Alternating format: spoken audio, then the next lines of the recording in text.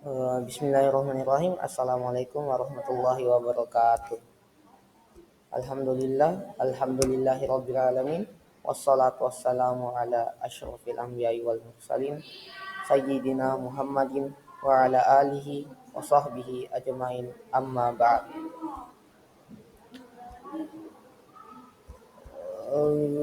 Pertama-tama marilah kita panjatkan puja dan puji syukur kita atas kehadirat Allah Subhanahu wa taala, Tuhan semesta alam yang dengan kebijaksanaan dan kuasanya yang menciptakan alam semesta ini dengan penuh kesempurnaan dan keteraturan. Salawat serta salam semoga senantiasa tercurahkan kepada junjungan kita Nabi Muhammad SAW yang telah membawa risalah kebenaran dan petunjuk bagi umat manusia menuju jalan yang lurus. Perkenalkan, saya Ahmad Maugidzin dari kelas 9 Asy-Syahid.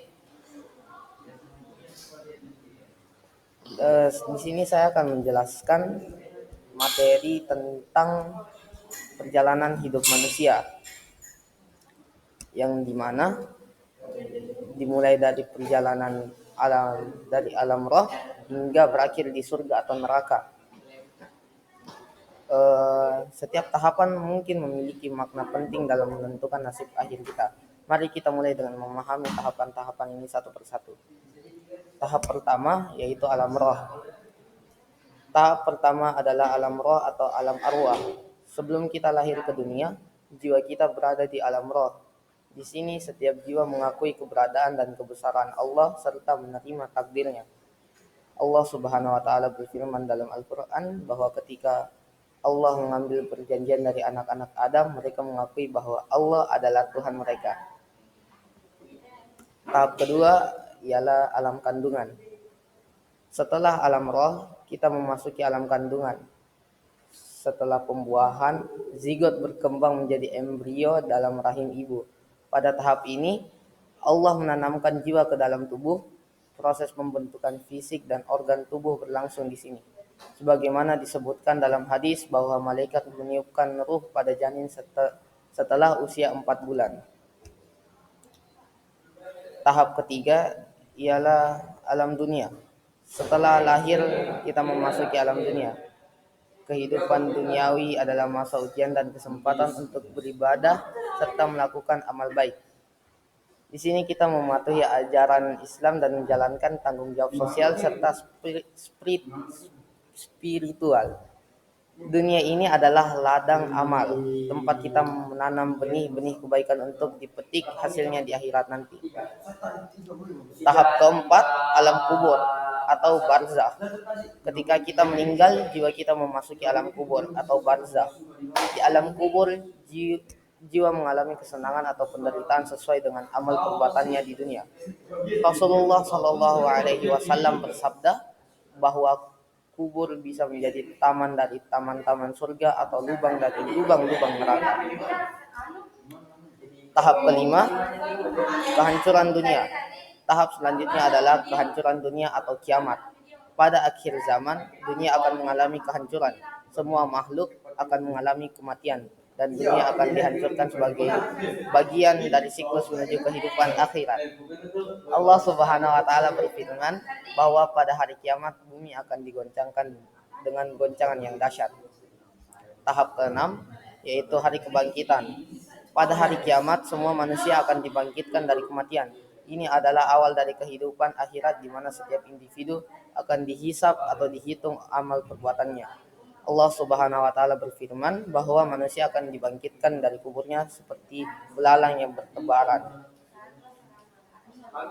Tahap ketujuh yaitu padang mahsyar. Setelah kebangkitan, manusia akan dikumpulkan di padang mahsyar. Di sini semua amal perbuatan diperhitungkan oleh Allah. Padang mahsyar adalah tempat pengumpulan dan pengadilan di mana setiap orang akan mempertanggungjawabkan perbuatannya di dunia. Lanjut ke tahap ke-8 yaitu syafaat. Syafaat adalah pertolongan dari Nabi Muhammad SAW, para nabi dan orang-orang saleh. Syafaat membantu umat manusia mendapatkan rahmat Allah dan menghindari hukuman di hari kiamat. Rasulullah Shallallahu Alaihi Wasallam akan memberikan syafaatnya kepada umatnya yang memenuhi syarat. Tahap ke-9 yaitu hisab. Hisab adalah perhitungan amal. Allah menghitung setiap amal baik dan buruk yang dilakukan manusia selama hidup di dunia. Hisab akan menentukan nasib kita di akhirat. Dalam Al-Quran disebutkan bahwa barang siapa yang berat timbangan kebaikannya, maka dia akan berada dalam kehidupan yang memuaskan. Tahap ke-10 yaitu penyerahan amal. Setiap individu akan menerima buku catatan amal mereka. Buku ini berisi rakam jejak perbuatan selama hidup di dunia dan akan diperiksa untuk menentukan hasil hisab. Allah Subhanahu wa taala berfirman bahwa setiap orang akan diberikan kitab catatan amalnya dan dia akan membacakannya sendiri.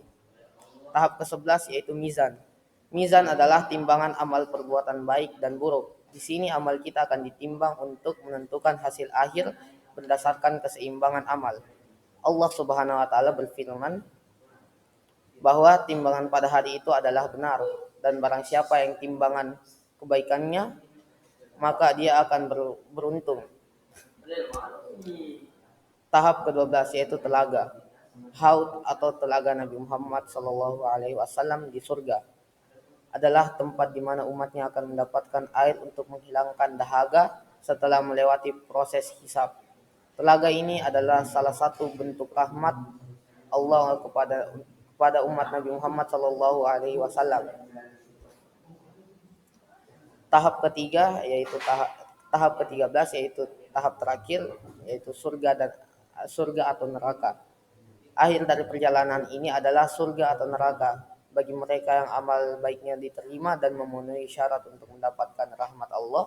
Mereka akan masuk surga, tempat kebahagiaan dan kenikmatan abadi. Sedangkan bagi yang amal buruknya lebih banyak dan tidak bertaubat, mereka akan masuk neraka, tempat hukuman dan penderitaan kekal. Mungkin cukup sekian yang dapat saya sampaikan. Kurang dan lebihnya mohon dimaafkan. Assalamualaikum warahmatullahi wabarakatuh.